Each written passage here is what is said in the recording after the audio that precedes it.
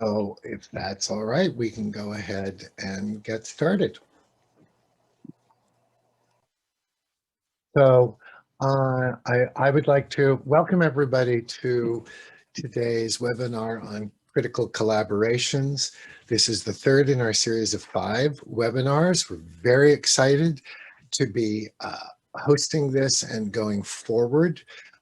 Just quickly introduce myself. I'm Eric Engdahl, and I'm president of the Cal Council on Teacher Education.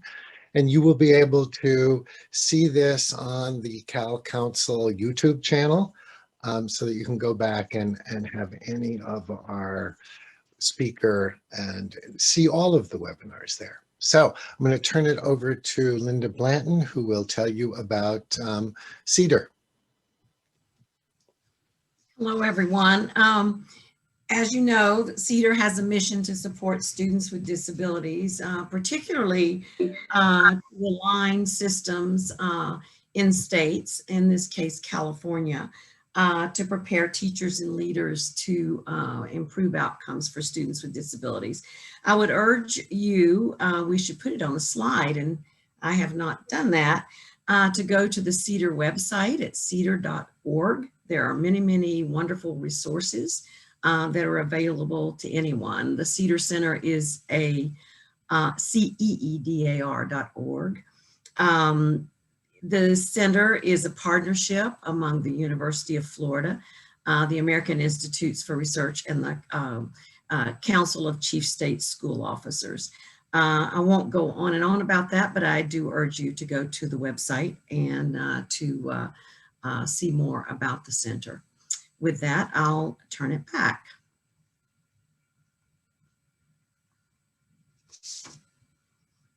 And Sarah, this is the committee that's been organizing this, and I'm going to turn it over to Sarah Juarez now.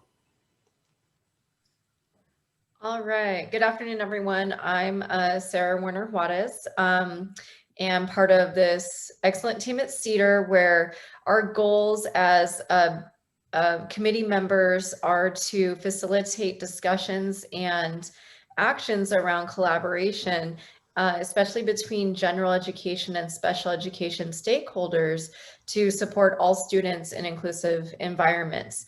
And we've invited Andratesha Fritzgerald to be our speaker today to speak to the work that's really important in fueling these discussions and actions to make sure that our curriculum, our classrooms focus on anti-racism and related pedagogy and look at the intersections of race, ethnicity, class, disability, and other issues of power and privilege. So Andratesha Fritzgerald has worked in education for nearly 20 years. As a teacher, curriculum specialist, and district level administrator, she has embraced the hard work and the heart work of leading and learning. She is an international keynote speaker, award-winning author, and inclusive practices implementation consultant. Her life's work is to awaken, celebrate, and activate brilliance by breaking barriers and stereotypes of teachers, leaders, and students to actualize achievement wherever it seems impossible. A self-proclaimed book nerd, Jeopardy enthusiast, and imagination expert, she loves writing and dreaming out loud with her husband, 2 children, and committed educators who believe in academic success for all. Her new book, Anti-Racism and Universal Design for Learning, Building Expressways to Success, published through CAST, is equipping teachers and leaders with the tools they need to make learning personal and possible for every child. You can see her, her Twitter handle and her website there listed, and Andratesha will also share other ways to connect with her and find her book as well. So without further ado, we welcome Andratesha Fritzgerald as our honored speaker. Thank you so much, Sarah. And to the CEDAR team, I just appreciate you inviting me to come as I figure out how to share my screen once again to make sure that you're seeing what I'm intending for you to see.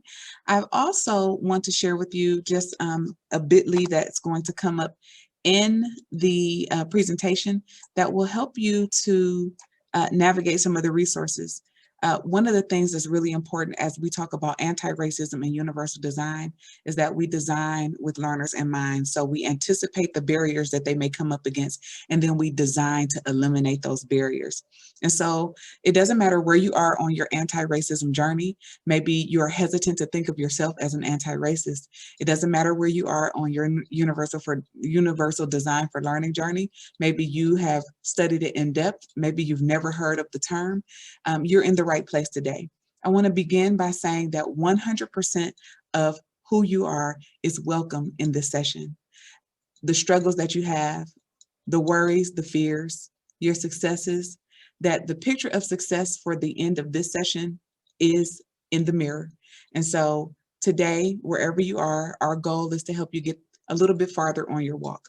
And so the session for today, and let me move this into present mode, is power and empowerment. And we're going to talk about these two notions and how they play out in our instructional design, in our instructional decision making. The subtitle is Honoring by Design and Decision. And so as Sarah shared, you can reach me on Twitter. My handle is at Fritztesha, that's Fritztesha. And what I love about Twitter is that this is where we keep the conversation going. This is where we continue to wrestle with ideas and affirm one another. And you can also sign up for my email list on buildingblocksofbrilliance.com. If you are on Twitter or any social media outlet, you can use the hashtag anti-racist-UDL to tag ideas, thoughts as we continue this discussion. So the bit.ly is in your chat, but it's power and empowerment, and it is filled with resources to help you to think about it as you're getting in your breakout groups, as you are doing your action plans. This will give you resources just to come through and think about the words, the intent, the actions that are in the template there. And so I want to empower you and give you space to make decisions for yourself as you take in this information along the way. There's also a collaborative notes page that's there. And there's some things that are already filled in, but it's your space to glean from the wisdom of others, but also add what you think, maybe pictures or words or phrases that you take away. And so this helps you to think through while you're participating, which is so important when you're designing learning experiences for learners with varying abilities, with varying cultural backgrounds, that every person has what they need to both navigate through and persist with attention all the way through to the end. So I'll share with you our explicit goals for today. And I just want to make sure, Sarah, give me a thumbs up if you can see my slides. It's always my biggest worry that I'm going through this presentation and that you don't see what I think you're saying. So it's always good to check in. But first, we'll define power and honor. Second, we'll evaluate power-filled choices and examine the implications of power in instructional design. And third, we'll talk about the steps to co-create a community of educators who are conscious of how to use power to honor learners. I'm going to move my camera here so that I can look at you and share from my screen.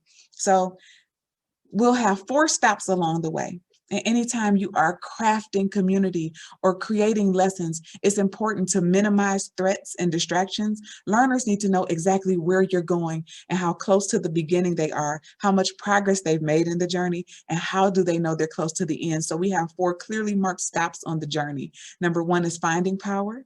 Number 2 is defining the problem of power alone.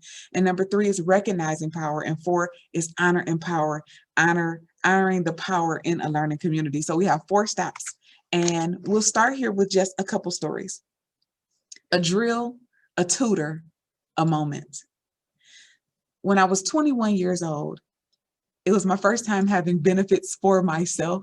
And so I went and made an appointment with the dentist's office. I had been having a little trouble with one tooth that was in the back, and I shared with him that I was in pain. And so he set up an appointment to address the one tooth that was the problem.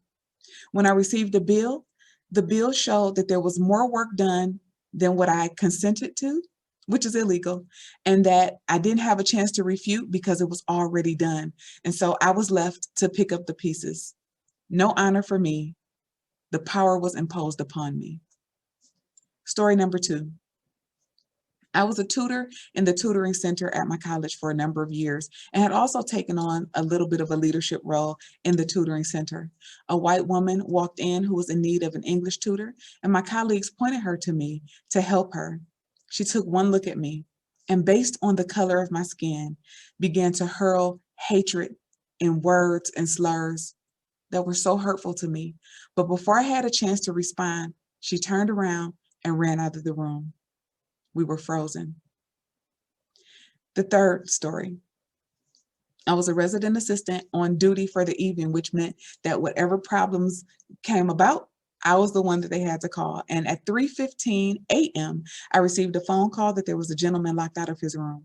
I went downstairs as together as I could be at 3:15 a.m., but I had neglected to take off my headscarf that keeps my hair from turning into a frizz ball. And so when he saw me, I asked him, just as the protocol suggested, I needed his ID.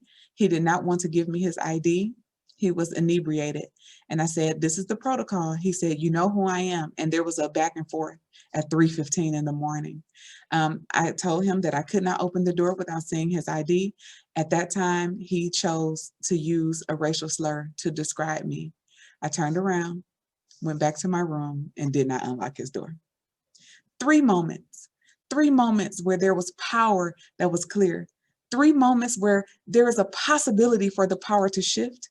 3 moments where I want you to think about where was their honor, if there was any, and then we'll come back to these stories at the end. So our stop 1 is defining power. Power is defined by Merriam-Webster as possession of control, authority, or influence over others. It is the ability to act or produce an effect. It's the right to do something, or physical might or strength. And I will say to you that every teacher, leader, administrator has power. Power, possession of control or authority to influence others. And those issues of power play out in the classroom. And so when we think about our power, we have to use the power that we have to design so that everyone can bring their power to the table. And the method or the framework that I think releases us to do that in a way that is that co-creates community and encourages collaboration is Universal Design for Learning. Universal Design for Learning is a framework that takes 25 years of brain research and melts it down into 3 principles. Multiple means of engagement, meaning that students have varying ways to have their interest recruited to the lesson, meaning that what you're interested in is valuable here in this environment. That we will think about ways to sustain effort. And the lesson is built for students to try different methods to sustain their own effort so that they become the one that is in control of the effort that they put forth to sustain during a task. And last, in that multiple means of engagement is self-regulation. Designing so that students find the best way to cope personally, to facilitate those coping skills, to bring the emotions into the classroom, but to find ways to make their emotions serve their learning and not distract from it. This is multiple means of engagement. And so students have choices in how they engage with the content, how they engage with the community, and how they bring their interest to the learning. Secondly is multiple means of representation. And basically, we provide options for how learners take information in. That means that they can use words or pictures, they can hear your voice. Maybe they'll use an audio text or an e-text to make the print larger or smaller, but they have power over how they take the information in. Also using language and symbols to support their learning along the way. And multiple means of comprehension mean the best way for you to learn and understand will be available to you to take the learning in. So there's multiple means of engagement, that's navigating through the content. Multiple means of representation means bringing the content in. How are they receiving the content? And last but not least, multiple means of action and expression. How are learners able to show what they know? And so is there physical action? Can they show what they know by creating a blog or a video, or maybe creating a sculpture that shows that they've mastered the content? Multiple means of expression and communication, and then multiple means of executive functions. And so how do I learn best? How do I set goals for myself that are meaningful and relevant to me? And then how do I check in on my progress to make sure that I am moving in the direction that I want to go? If we use our power to decide how learners take information in. We only give one way to say how they'll navigate through, and we only give one way for them to show what they know, then we use our power to dishonor learners where they are. Here's what I would like to propose to you today, that whenever awareness meets decision, there is power. And so sometimes we can have an awareness of what it is that we want to accomplish, and we make decisions for learners, totally taking them out of the equation. We use our power to tell them what they want, how they'll get there, and what methods they'll use to achieve a goal that we've decided without them. This is where power takes over. So today I want to talk about the problem of power. This is stop number 2 on our journey. The problem of power. Being in powerful positions changes the brain. And again, I believe that every teacher and leader has power, but I also believe that every learner walks into the classroom with power. And we honor them when we co-create community that allows all of our power to exist together.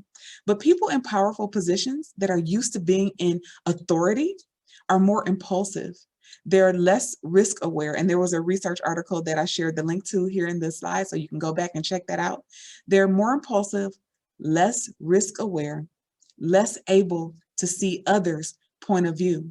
So just imagine that you have the authority, you have the power, there's this impulse. You're not aware of what's going on because all you know is that you can make a decision for someone. That awareness and that decision come together, and you're less able to see others' point of view. And if you look at this dance move that she's in, she's lowered herself, and even though her leg is high, her perspective is going to be very different. And even though she's powerful and she can lift herself and hold the position, it's very difficult for her to see what others are seeing from different vantage points. Being less able to see others' point of view leads to reliance on stereotypes. Power plus limited vision equals stereotype threat, meaning that I conform to your expectations of me, that I become what it is that I think you want me to become, whether that's positive or negative. And when we use our power in that way in the classroom, it turns a scholar into something less than. It turns a person who we have a bias against. It puts ableism on display. It puts racism on display. And this comes out in our outcomes. Do you know that Black students are 3.8 times higher, more likely to be suspended from school than their white counterparts? And this is because we use our power and our limited vision to create a scenario for our Black and brown learners. So once we recognize the power, what does that mean?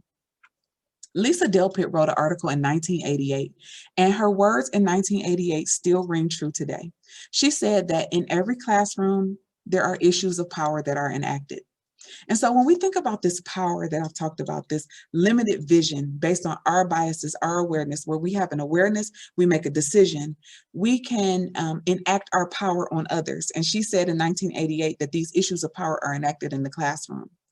What I would like to propose to you today is that when we place ourselves in a position to learn from our learners and put them in control of how they learn and how they take information in, give them choices on how they navigate through, give them choices on how they show what they know, then we honor our learners. And my definition of honor that I write about in my book, Anti-Racism and Universal Design for Learning, Building Expressways to Success, is that honor is recognizing that there is a power structure that exists, both past and present. And when we acknowledge the intent and actions, then we also have to make sure that we abolish the limitations of the power structure at hand. When we do this, we honor. What it looks like in action is that we co-create classroom expectations. I could use my power to tell you this is what we expect in a classroom. Here are my classroom rules, but I could also honor you and say, I understand that in other classrooms, maybe people tell you what the classroom rules are, but I'm going to say today that we're going to co-create some classroom expectations so that we know how to coexist here as we learn. Power says, the rules of the culture of power are a reflection of the rules of the culture who has the power. And being told the rules makes it a little easier to acquire the power, but it does not automatically give you the power. Honor means that we empower each member of the learning community daily in the structures, supports, and choices. And what that looks like is maybe they have seating options, different types of seats, different locations where they sit, that you can either turn your camera on or turn your camera off, or use a different background to protect your home if you're not welcoming guests in, or maybe showing up with a filter to protect yourself if you don't feel confident about what you look like, or you just don't want to be seen that day. So different ways to show up. Also, how they participate.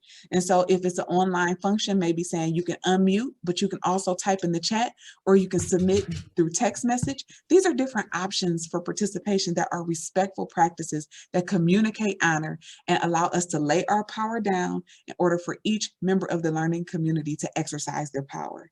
Also, in our homework and extension activities, are we regurgitating what we did for 6 hours at home, or are we giving families a chance to connect with each other around the content? Maybe send home a game, maybe a discussion question. Maybe you ask a question that you say, talk to 3 adults. If there's not a child, an adult at home that the child feels comfortable discussing content with, you've opened the door and given them a frame to talk to maybe adults in the school, or maybe the bus driver who's providing transportation, and you're not limiting to just home. So think about how you can reframe homework to give honor to the families and not exercise power by just telling them how to spend their time and what to do. And last but not least, Lisa Delpit says that those with power are least aware or least willing to acknowledge that this power exists. And honor creates opportunities for the members of the learning community to make powerful decisions that govern their best outcome.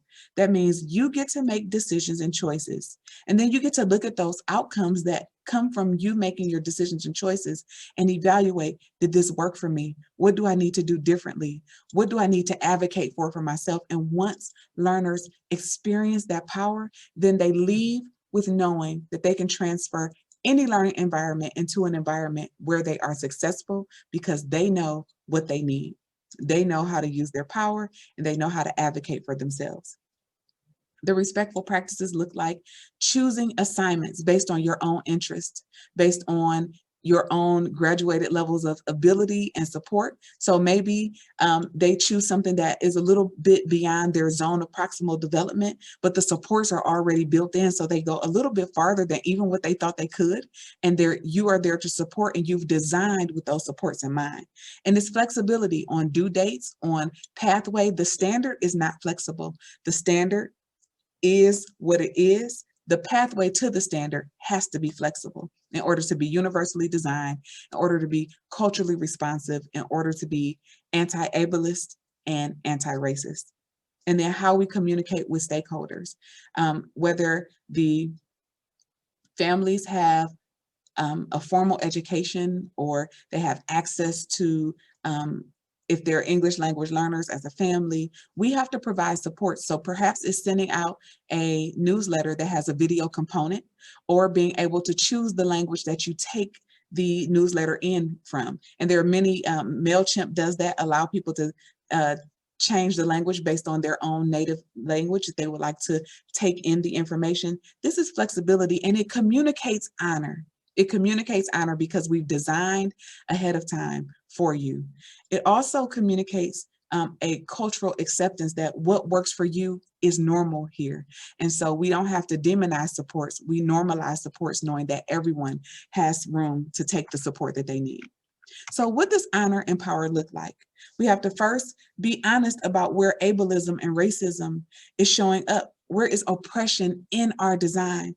And so Sylvia Duckworth created this graphic image, this wheel of power and privilege. And in America, the people who normally get to set culture or make the rules of culture or make decisions are in that center where it says power, white with a post-secondary education, able-bodied, heterosexual, neurotypical, robust mental health, slim, own property, are rich, speak English, cisgender men who are citizens of the United States.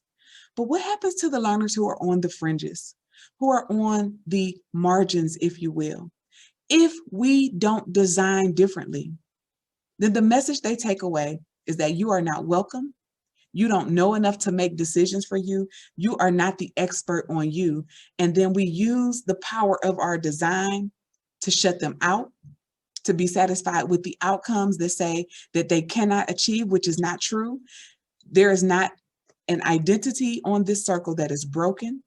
It is our systems that constantly communicate that there's brokenness. So whether a student has dark skin, or if their family has a formal education or no education at all, whether there is a significant disability, no matter if it's a diverse gender identity or sexuality, if neurodiversity is present, no matter what the mental health status, no matter if they're homeless or poor or speak another language other than English, we have to design for every learner to be invited into the power seat. And how do we do that? By giving choices and options. And when no option exists to pull them in, then we co-create and co-design together until every learner learns what works for them and has the opportunity to make decisions and set decisions that govern their best outcome. Power, that awareness plus decision with limited vision equals stereotype threat. Power plus prejudice equals racism and ableism. But power plus honor yield learning communities where every learner is seen, heard, where they can learn and grow. Honor and power is a dance that, when it comes together, lifts every member of the learning community above what they even thought that they could accomplish. It lets every learner set goals for themselves, that there's support along the way to make sure that they're progressing toward the goal of their choosing. And that as a community, this dance uplifts everyone. And if I'm using power along with honor, then we all get to rise and no one is oppressed, pushed down, or pushed to the borders or the margins of learning. Each person is to make decisions as an expert on themselves. So I leave you with 6 questions, 6 challenges, if you will, about your decision-making as you move forward. So what decisions are you making about your learners? What decisions are you making about learners? And then the flip side of that is, how will you challenge your assumptions?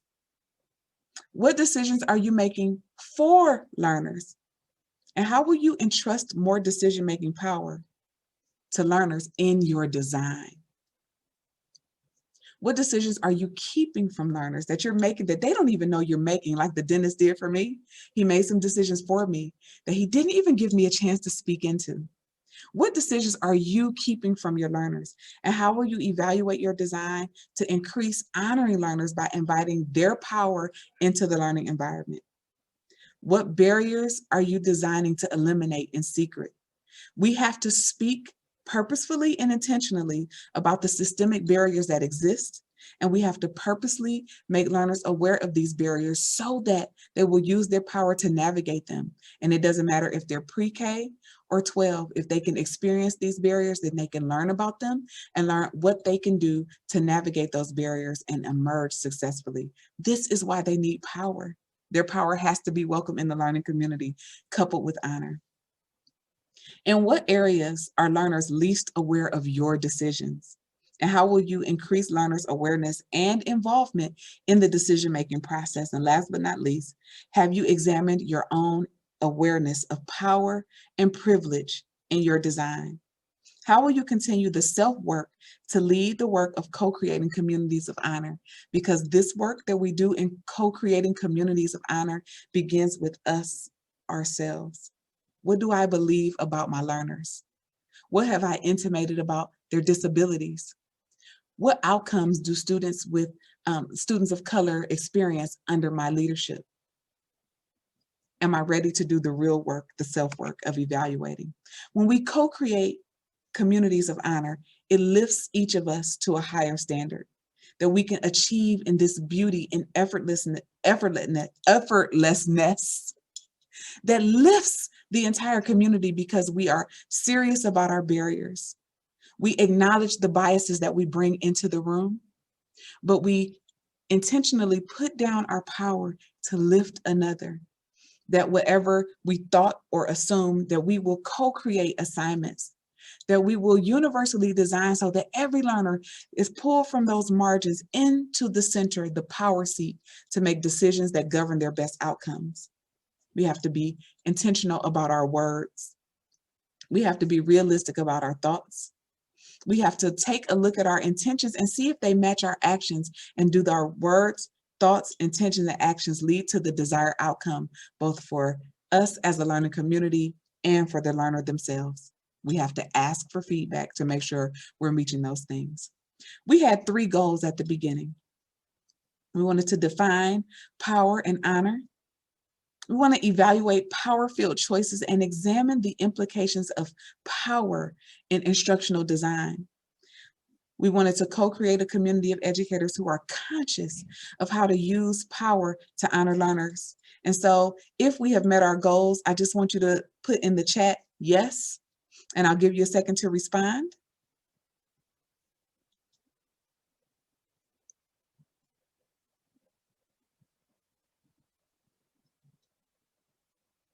And then if there are some areas where you still have questions here, this is where you formulate your Q&A. This is your springboard for your implementation planning, but this is where the work gets real.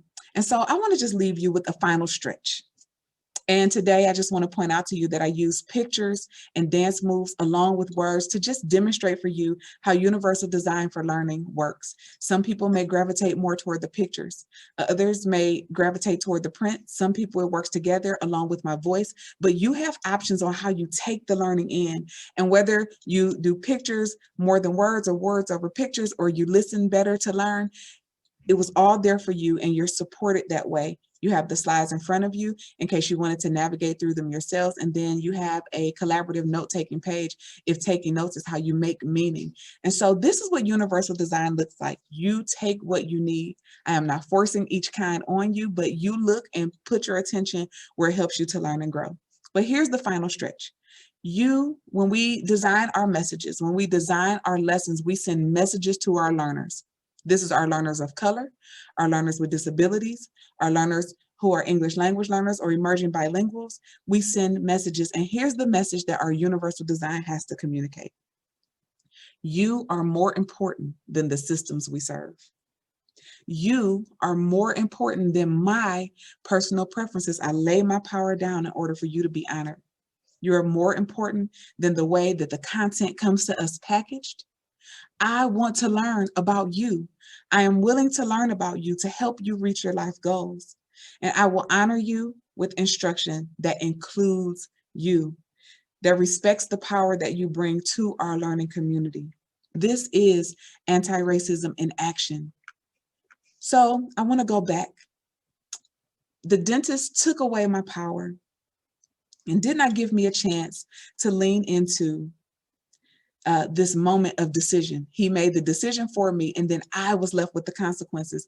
We do the same when we don't allow learners to take a decision-making role in their learning, and then we blame them for the outcomes and leave them to pick up the pieces where we have not reached them or met their needs.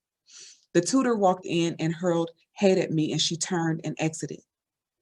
And for me, there was this hurt, there was this pain, but I had a community of people around me who remained. And so learners come to you with different baggage, with different experiences with education, with different experiences with feedback. We are the community that remains. And so how are you opening the door for students to tell you how they feel about learning, what misconceptions they have or what fears they have in the moment? Are you giving them space to process the damage that they've experienced in any way, shape, or form? Community is healing no matter what the hurts are if we lay down our power to lift up honor. And last but not least, the young man who used a racial slur against me, he used his power and his perceived authority at the school because he was respected and had a family that donated highly at the university. And he thought that that status would protect him in this wrongdoing. But the beauty is the university as a system protected me. And after I filed the complaint, he was dismissed from the university after the process. And when I tell you that the honor that I felt that a system would reach in and protect me when I had no recourse to protect myself, this is what we have to do for our learners. Even if they've experienced racism and ableism, as a system, we have to come in and wrap our arms around with our design, with our supports, with our expectations, with high expectations, there have to be high level of support. So where is the power in your sphere of influence? How can that power shift to honor more learners? Where is their honor? Where will you design for honor universally, to honor students of color, to honor students with disabilities, to honor students who are different culturally, who have different experiences on that wheel of power and privilege? How will you place them in the position of power? Where power is where awareness and decision meet. So what decisions will you make? Honor and power. It is a dance that lifts the entire community. I want to thank you for listening today. And I want to just share that I wrote a book called Anti-Racism and Universal Design for Learning, where I talk more about this dichotomy between power and honor. And if you would like to purchase the book, there is a discount code there. It's in your resources. But I see Amy holding her book up. Thank you so much. But it's 20% off with the code ARUDL20, and that's on castpublishing.com. We'll put that in the chat. But also, let's continue the conversation on Building Blocks of Brilliance or at Fritzgeschichte on Twitter. And I just want to thank you for listening and sharing. I will pause here, and we have about 10 minutes for question and answer. What questions do you have?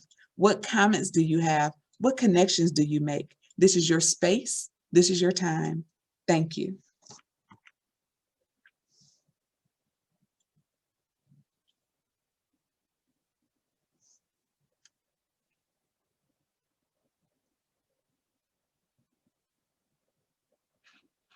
Amy, please go ahead and unmute and you can share your question with us. Oh, first of all, I just want to say I'm a big fan. You saw held up my book, and I saw Elia holding up her book also. And I'm really, I wrote down so many things as you were speaking, and one thing I kept going back to was that phrase, co-creating communities of honor. And I think it's so powerful to think about us co-creating together with our students. And I'm also thinking about, I actually am going to have in a few minutes to go do a training on co-teaching for some teachers. And all I'm thinking about as this is, you know, I've been thinking a lot about social justice connections with co-teaching also, and how we distribute power differently and use power differently when we have more than one teacher in a classroom. And I wonder if you have any thoughts on connections specifically with co-teaching. So when we think about co-teaching, we get to model for learners the power of relationship.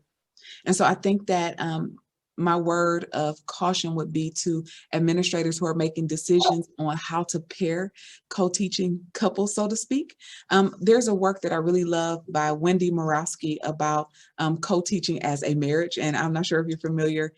She's at CSUN in California. Yes. See, Amy's on time. She has this stuff. But when we think about co-teaching pairs, we have to be strategic and scientific about how we place them together, thinking about the strengths and the opportunities for growth for each one. But we also have to think about the outcomes for learners under this pair's tutelage.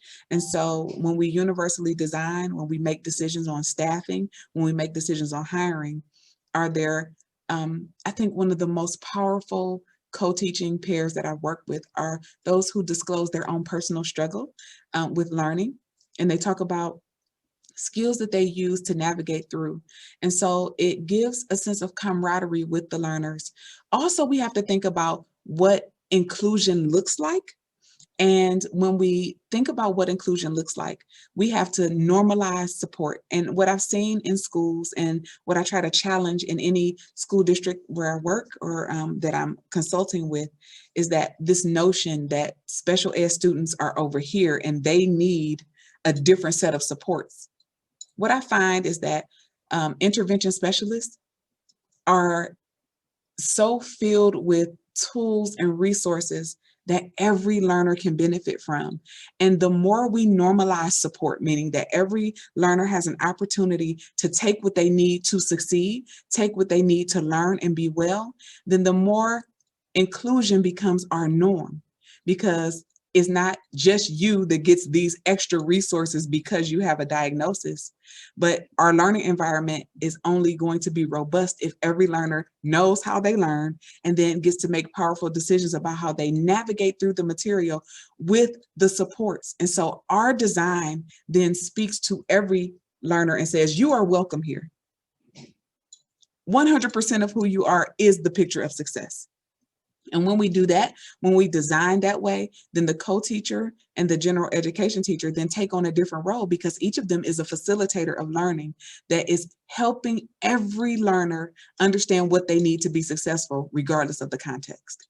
And so when we think about co-teaching, we have to empower both general ed teachers and special education teachers to understand their role in making sure that learners know what they need and that we're designing with those supports built in for all. All means all.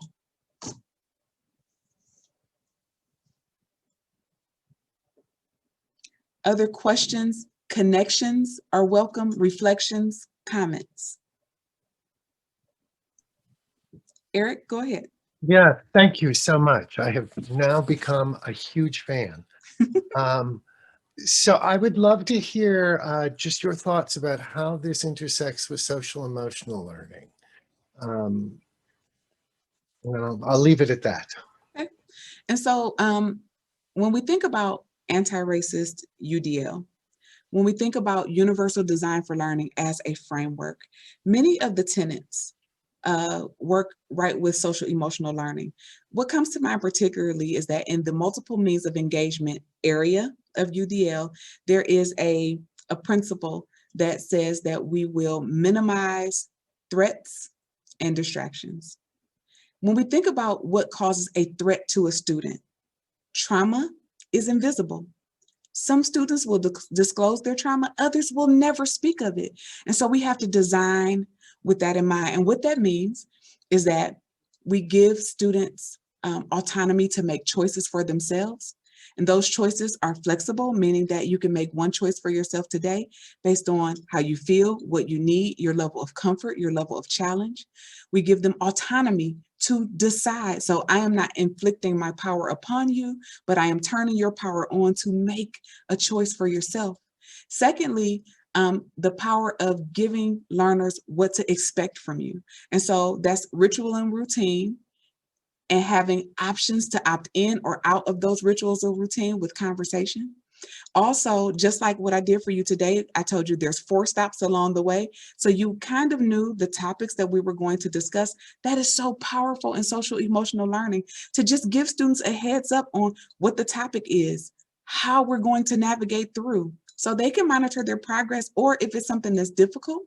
I have a teacher who I work with closely, and she said that she had chosen a few books as anchor text, and she was a little bit nervous about how the students would approach these texts, particularly because one of the books was about the loss of a parent. She thought the student would navigate to one of the other choices, but there was space for the student to interject a 4th choice if the 3 did not work. The student chose the text about losing a parent. There were days that she cried through. There were days that she needed a little more support, or she needed space, but she was able to take what she needed in that flexible environment. So the rituals and routines don't have to be the same things every day to fit with social emotional learning. There just have to be options each day based on what's going on in the learner. This puts the power back with the student.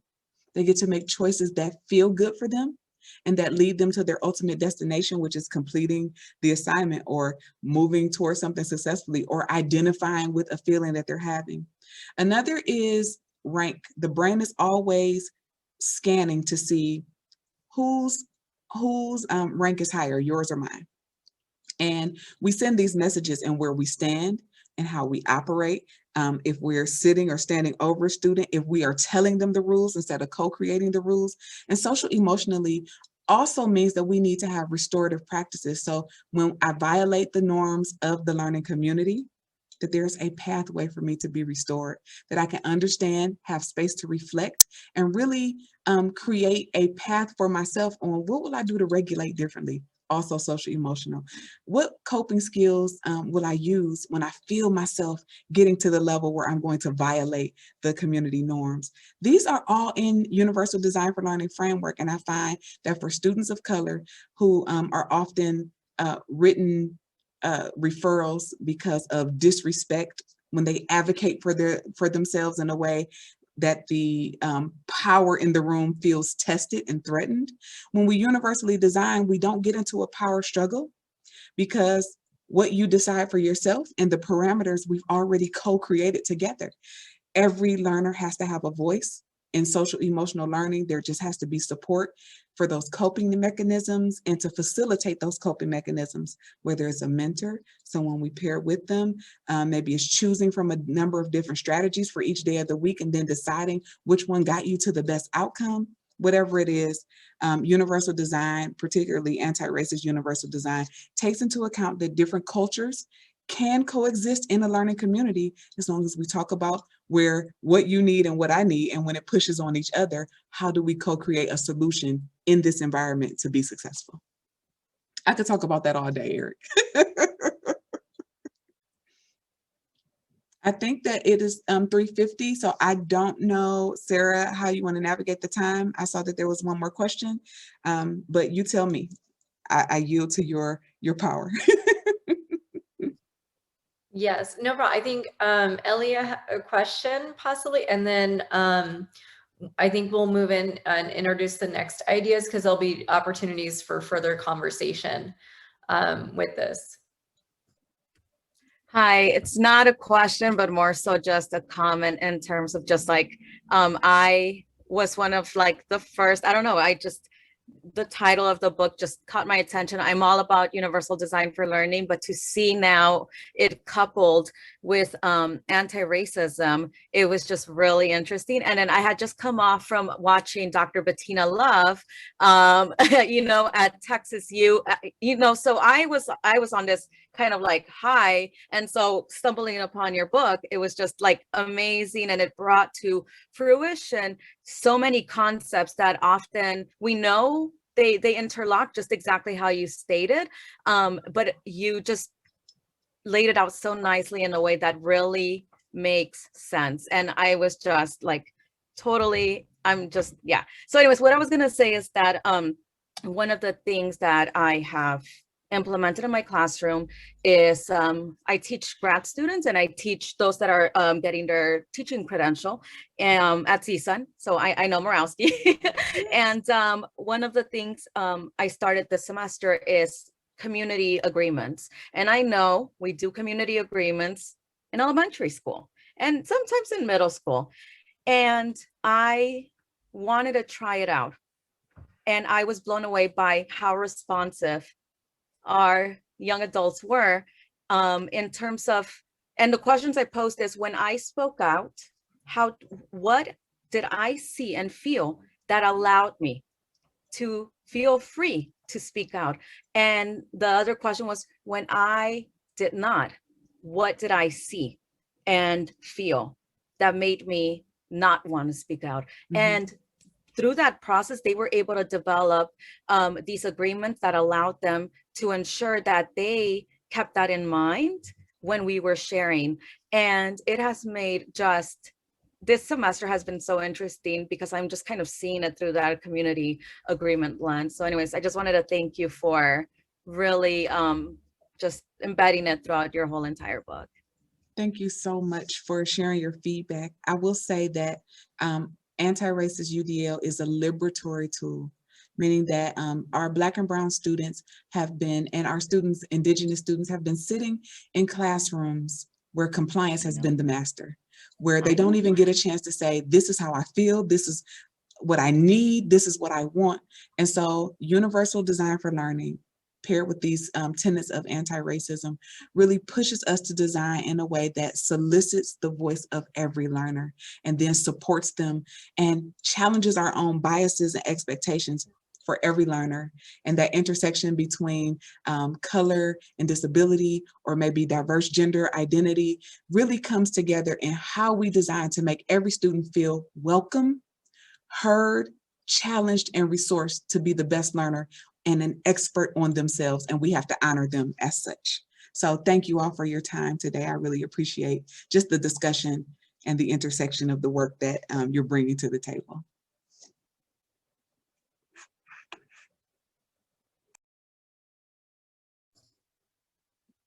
All right.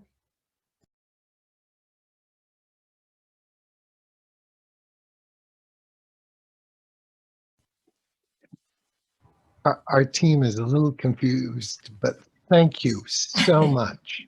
I just want to make sure we get a big thank you. That was just wonderful and awesome. And we really appreciate you being here. Thank you so much for having me. I appreciate it.